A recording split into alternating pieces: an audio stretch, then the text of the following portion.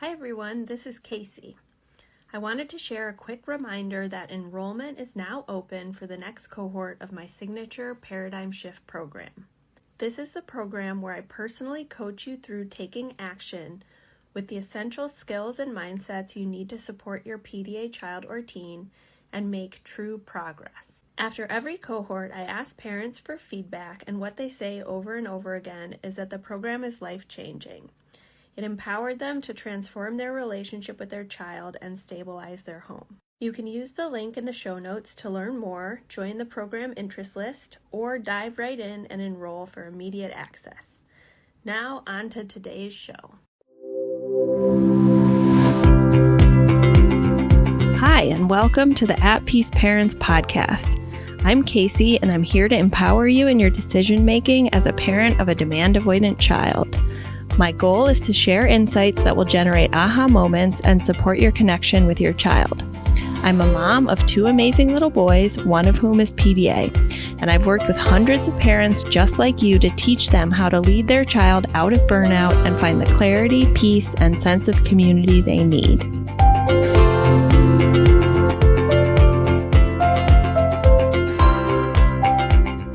Are you the parent of a child and you simply cannot figure out what is going on for them behaviorally?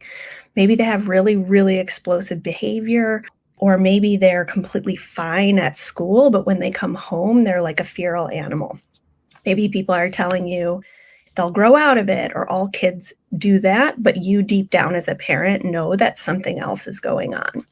Or maybe you're the parent of a teen and they've received a ton of diagnoses like ADHD or generalized anxiety, autism, even bipolar, and none of the approaches that you've been given have been supportive and may have actually made things worse. So these are all very common stories for parents of children and teens who are pathologically demand avoidant.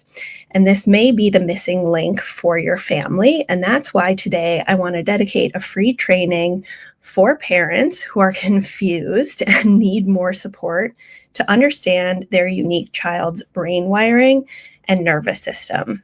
Hi, I'm Casey. I'm the founder of At Peace Parents, and I have helped thousands of parents of pathologically demand avoidant children and teens to support them through an autonomy and nervous system lens to thrive and get out of burnout. Okay, I also have a PDA son who is now 10 and doing wonderfully. However, he was in nervous system burnout for about a year and a half.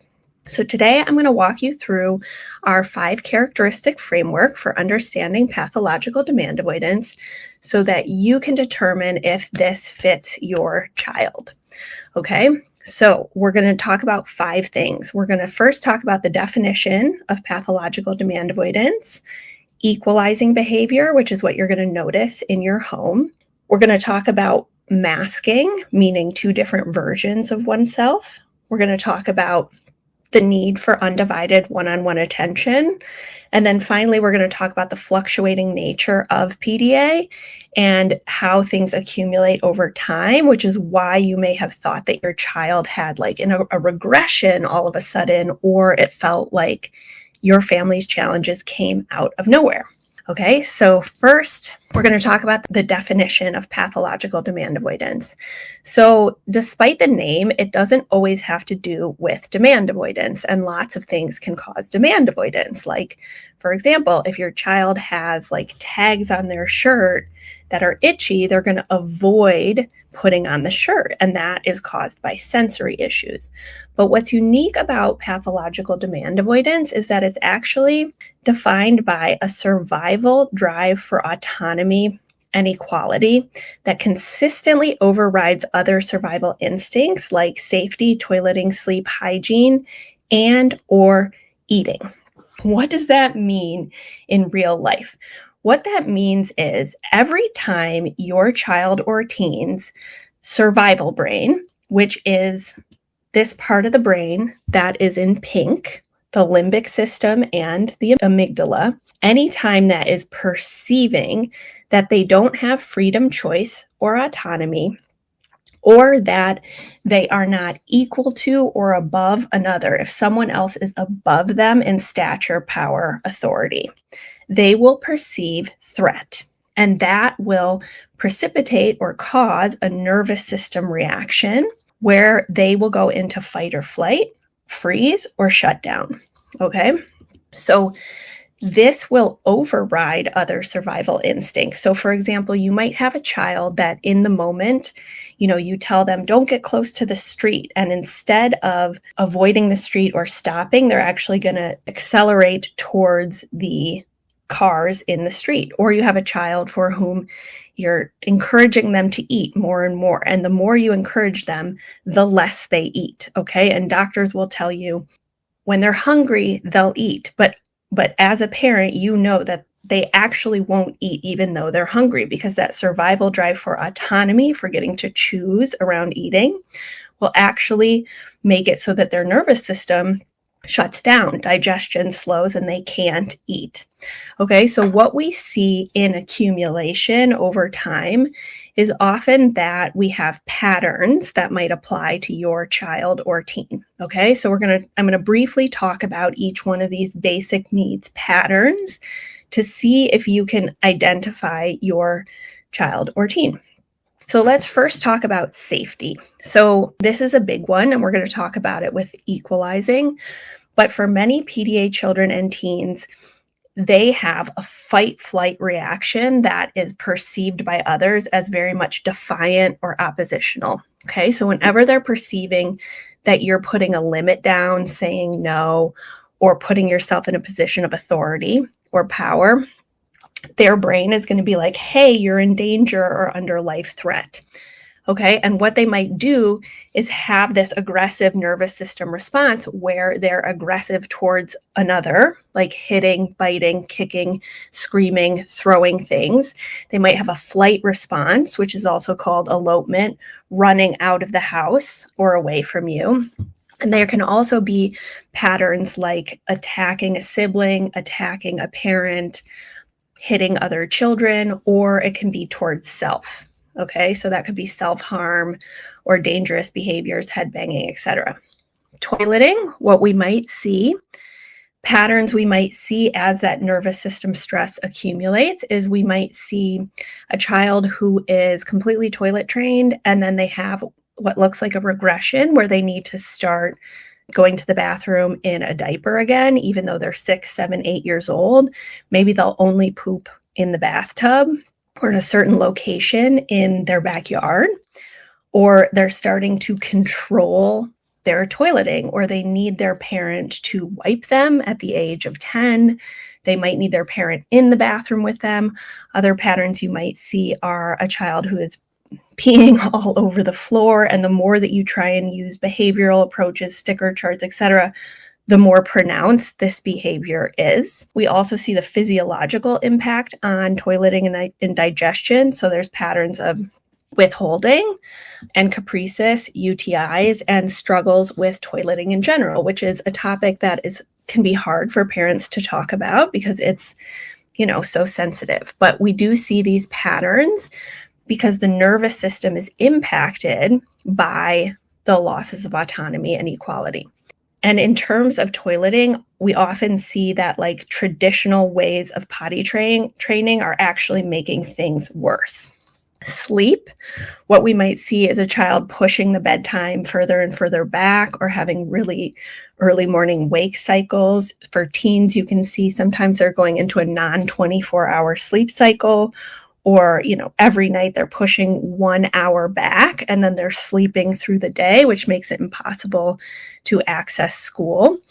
Or children needing to co-sleep or be physically touching their parent, even when they're much older than like 6, in order to feel safe enough to fall asleep. Lots of night waking. We might see hygiene impacted, which would be a child or teen who refuses to brush teeth, bathe, wash their hair. And this can range from resistance to those things all the way to, physically fighting their parents if they try and make them brush their teeth or wash their hair or bathe, to the point where we might see a child or teen who hasn't been able to access hygiene for months. Okay. And then eating, which is near and dear to my heart because that was where my son's basic need struggle played out the most prominently, was increasing restricted eating to the point where he was only eating 3 processed foods: popcorn, Pirate's Booty, and Lay's potato chips. And the more we tried to support that through traditional methods of exposure, behavioral therapy, sticker charts, rewards and consequences, timeouts, all the things, the more and more restricted the eating got, to the point where he was at risk of a feeding tube. You can also see patterns of compulsive eating, or even a child who's very restricted in their eating, but then the child's restricted eating at the same time they constantly want to be eating those crunchy snacks for oral regulation. Okay, so these basic needs struggles have often been looked at separately or distinct from some of the more behavioral challenges that you might have noticed in your home, or if you're a therapist, you might have noticed with your clients and teacher with your students. So we want to understand, again, PDA as a nervous system difference or disability where every time that survival part of the brain, the pink part, is perceiving threat around losses of autonomy or feeling that someone else is above them, okay? And this is going to be all the time for a kid because the nature of parenting in our culture is that we need to be the authority, we need to be in control, we need to teach them to be good, we need to make sure that they're putting their shoes on to go to school, right? So every time we're sort of doing that or setting boundaries or telling them to do something, they are going to be perceiving threat in their system. Okay, and this can be really confusing for parents because, we're often looking at it through like a sensory lens, right? Like, why won't they get dressed for school? Maybe it's the socks that are itching them, or, why are they refusing school? It's all the bright lights and the noises of the kids and negative social feedback. But then they come home to be homeschooled and they have the exact same struggles, even though it's quiet and there are less children, because the parent is still pushing them through the curriculum, and it's those losses of autonomy that are causing the nervous system reaction and avoidance to school. Okay, so we want to just understand that root cause mechanism for why your child is struggling and what's causing those basic needs struggles. So this is just an image of the brain to support you in understanding that the approach to a PDA child is we really want to support them to get out of that survival response and back into that green part of the brain, or the thinking brain, where they can learn, access empathy, understand cause and effect. Okay? All right. So the second thing we want to be looking for in our families and households is what I call equalizing behavior. Okay, or this is like the behavioral expression of the disability or difference. So I'm going to give you lots of examples because this can be subtle and challenging to understand at first.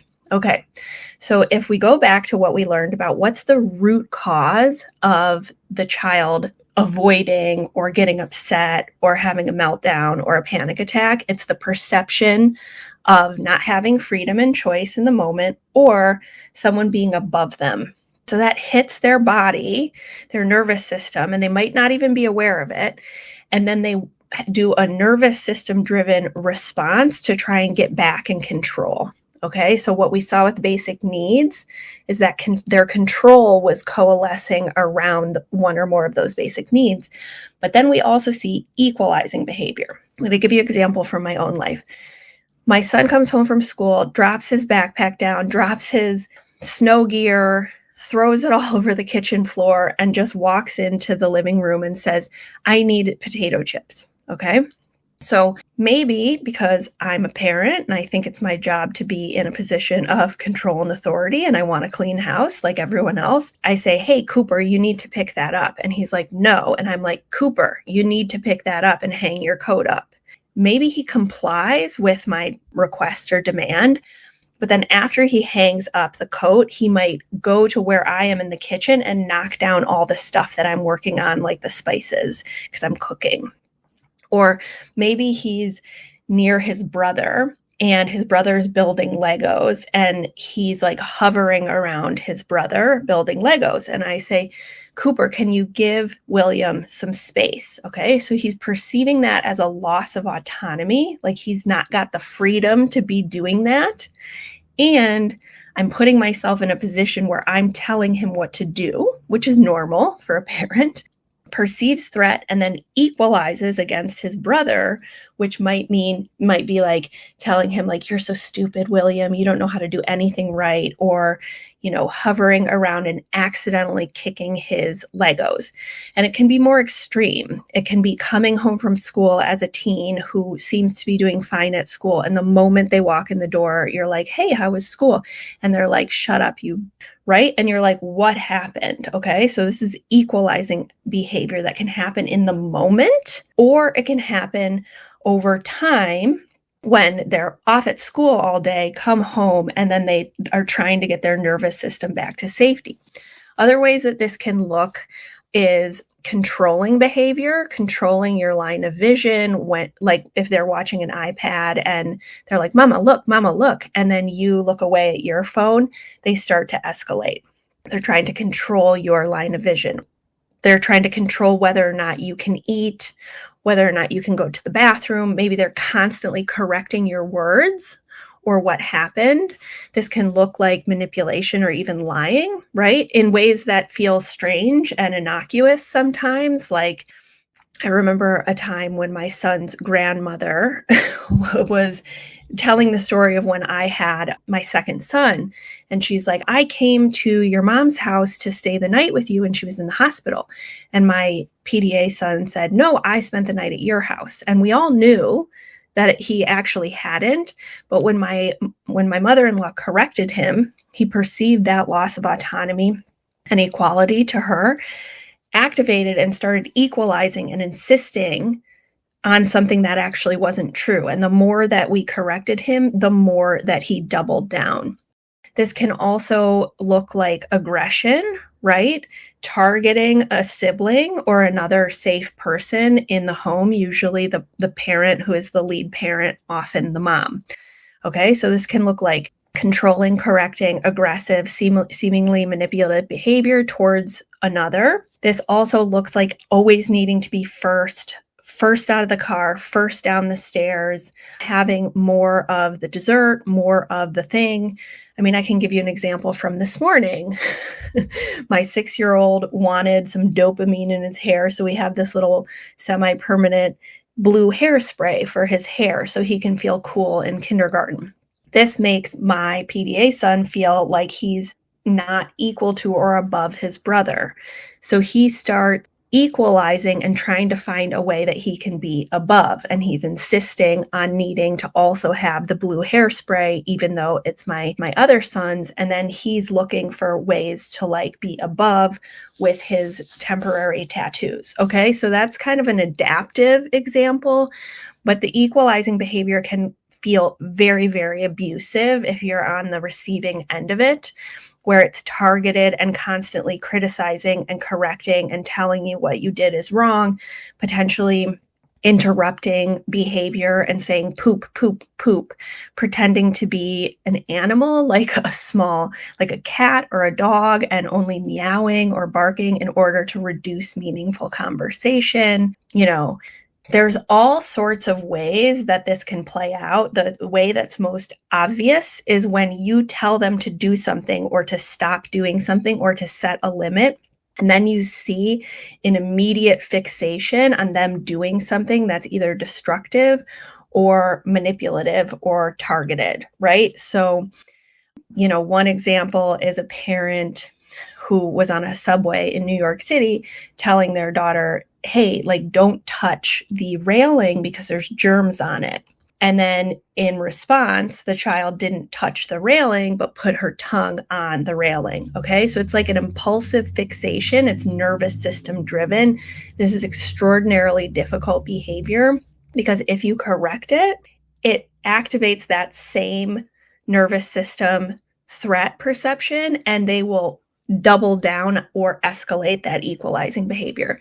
It can also feel like you can't have a conversation with a friend, a phone call, a sibling, a partner, because they're losing that autonomy or feeling like they don't have control, and they will just consistently interrupt and say, mama, mama. And if you don't respond, then start targeting a sibling or destroying or taking apart your things, which is equalizing behavior. Okay, so I want you to think of that mechanism, that whenever they're perceiving that loss of autonomy or feeling like you're above them, their nervous system is reacting like they're in danger or under life threat. And then the nervous system drives this behavior to be above you, to control, or to be like doing something to get back to that nervous system safety. Okay, so just reflect on those mechanisms for yourself, whether you have a 3-year-old or you have a 25-year-old, because especially with adults, this can look very subtle. It can be more verbal, right? It can be you're talking about something in politics, right? And you know that they agree with you, but they perceive that you have, maybe at a cocktail party, that you have more attention coming towards you and you're the expert in that moment on the politics. And they start equalizing by arguing a counterpoint that you know actually isn't their political belief, right? So it can be super confusing because you're like, why are you doing this, right? But as soon as you understand what it is, it can help you identify this, whether it's your child or a spouse, because that's often the case as well. Third thing we want to look for is high masking. Okay, and the way I think about this is a little bit different than the masking we think of in non-PDA autism, which is imitating neurotypical norms or imitating kids' ways of speaking, ways of interacting with each other teens' ways of being, watching kids on a show and then using their scripts and their mannerisms with other kids. So that's often what we think about as masking in the autism space, but it's a little bit more nuanced for PDA, because the way that I think about this is, what nervous system pathway is the threat perception going down? Okay, so bear with me for a second. So often when we have pathologically demand avoidant children and teens, we often see that fight-flight behavior, that equalizing, which is very external, right? And we're like, oh my God, I can't believe no one else sees this. It's constant. It's impulsive, it's aggressive, like it's a feral animal, right? Like I used to think that about my son too. But when he was at school, he appeared completely typical, very social, made eye contact, and was doing fine, right? And so I had this dichotomy where people could not understand or believe the difference or what was going on at school. And this was also something that happened at his grandmother's house, right? But when I would pick him up from school or pick him up from his grandmother's house, it was like literally like his face would change and his behavior would change completely. Okay, so what I think this is the amygdala, that pink spot, is the threat detector in your brain. All of us have it, okay? It's happening on a subconscious level faster than our frontal lobe, the green part, our rational brain. And it's meant to do that because it's meant to tell the body how to respond to danger or life threat before our rational brain kicks in. So when the child or teen is at school, on a subconscious neuroceptive level, they are actually perceiving danger and life threat at a level that they're often not at home, where they're unconditionally loved. Okay. And so instead of that fight flight coming out, their nervous system is telling the body, hey, it's not safe to be in fight flight. I'm going to drop down to freeze or shut down. Okay. And this is when we see more selective mutism. We see more of a compliant child, or there may be some masking of like socializing and being with other kids, but often it's a freeze or shutdown response at school. So they're not doing that externalization. They see you, or they come home to your household where they are unconditionally loved, and on a certain subconscious level know, as their mom or parent or dad, but usually it's the mom, they're safe. And so it comes back up out through fight flight. Okay, so this high masking, or two versions of oneself, is actually the characteristic of the 5 that I'm describing today that I believe makes it so challenging for parents to find schools that can work with PDA children, to find therapists and pediatricians that can believe what's actually going on, and for them to get diagnoses, and even for spouses and grandparents to understand the severity of the situation, because it's often impacting, as I said in the beginning, basic needs and safety in the home. So we have a survival drive for autonomy and equality that overrides other survival instincts and basic needs. Eating, sleeping, hygiene, safety, and or toileting can also impact movement, leaving the house, being able to learn, going to school, etc. Equalizing behavior, and then high masking. The 4th characteristic that we want to look for and understand is more pronounced for children who have a more external presentation, which is like the more equalizing, more fight-flight behavior. And that is the constant need for one-on-one attention. Okay, so how is this going to feel for a parent? It's going to feel like your kid's really smart, they know how to do things, and yet they absolutely cannot play independently. Even though they're maybe 6, 7, 8, 9, 10, 11, 12, they need your constant attention or another person's one-on-one constant attention to be able to engage or access whatever they're playing with. And if they don't have it, they start to escalate. And this can be very, very confusing because PDA kids are often very smart, very capable, and they have the physical capacity to figure something out, but they won't engage. And this can start very, very young.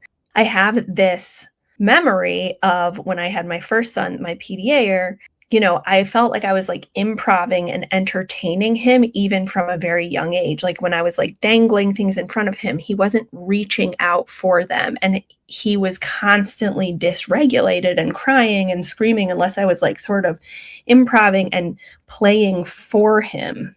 And I spent a lot of time setting up quiet spaces and lots of play stuff and trying to help him learn how to play.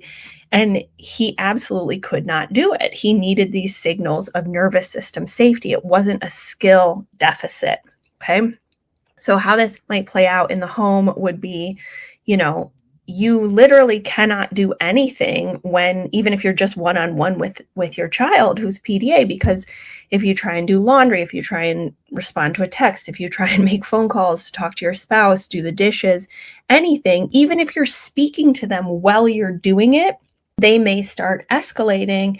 And if you don't divert the one-on-one attention to them, they are starting to be destructive, taking things apart in the home, taking apart the printer or targeting with equalizing behavior a sibling, right? So as a parent, you're faced with this really difficult decision where it's well, I can keep trying to do the laundry, but then my 3-year-old is getting attacked, right? And this is the sort of choice point that from the outside looking in, people have a really hard time understanding. But if you're feeling this, then this might be describing that need for one-on-one attention. It can also look like, well, my child, when I'm with him one-on-one looks so typical and does great, right? So if I'm one-on-one and totally not distracted and just playing with my son, he doesn't look autistic. He doesn't look like he's struggling. But as soon as I divert my attention, there's that escalation, dysregulation.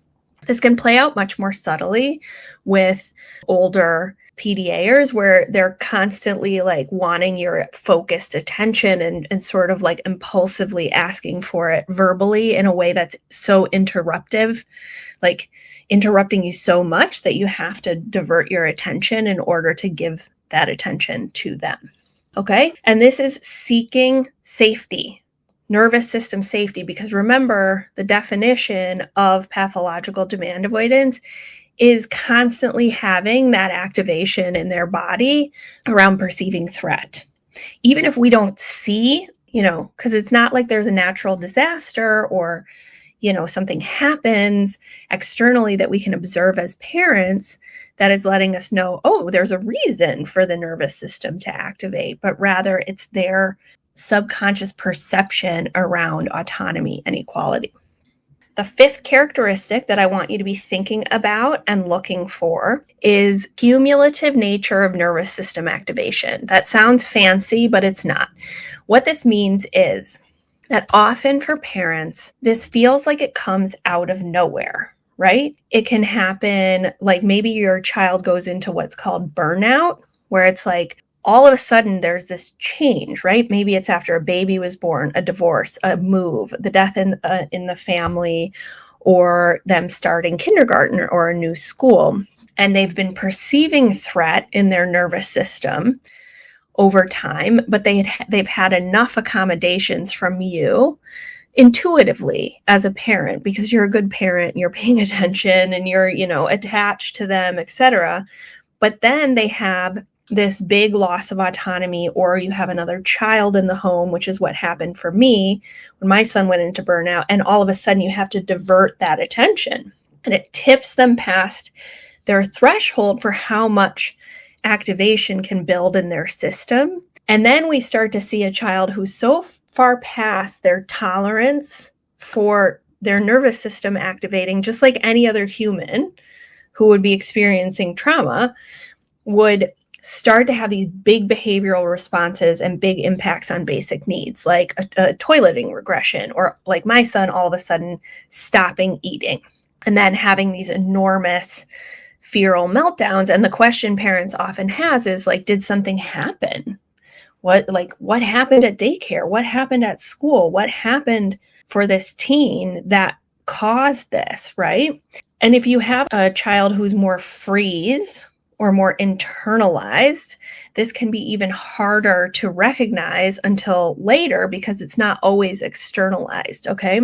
So this can be one of the hardest things to understand, because as parents, when we're working with therapists or teachers or doctors or behavioral specialists, they're going to be working through the framework of what's called the ABC framework of behavior, which is there's an antecedent or something that happens right before the big behavior, and the consequence. So, maybe your kid is having these big meltdowns and you're like, okay, what did I say or do? Or did I put a bright light on and that activated the nervous system and they had a meltdown? But with a PDA, instead of it being an antecedent, it's a tipping point, because it's always building in their system from this subconscious perception of threat to the point where one little thing that maybe the day before doesn't bother them tips them over, and they have this explosion out of nowhere, or they have a shutdown out of nowhere. And so this cumulative nervous system activation, meaning building in the body over time,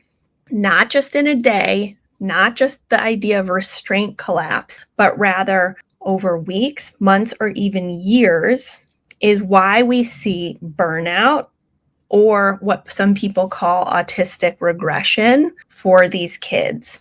But what it really is like any human, if they're constantly perceiving threat, even if it's just perception, and they're starting to experience what is traumatic and inescapable from their perspective, they will start to have a physiological impact on basic needs. They will start controlling basic needs and other people, and they will be past what they can tolerate as a mammal, right? And so in order to support these kids, teens and adults, the goal is not to teach them new behaviors, because the behaviors are nervous system driven.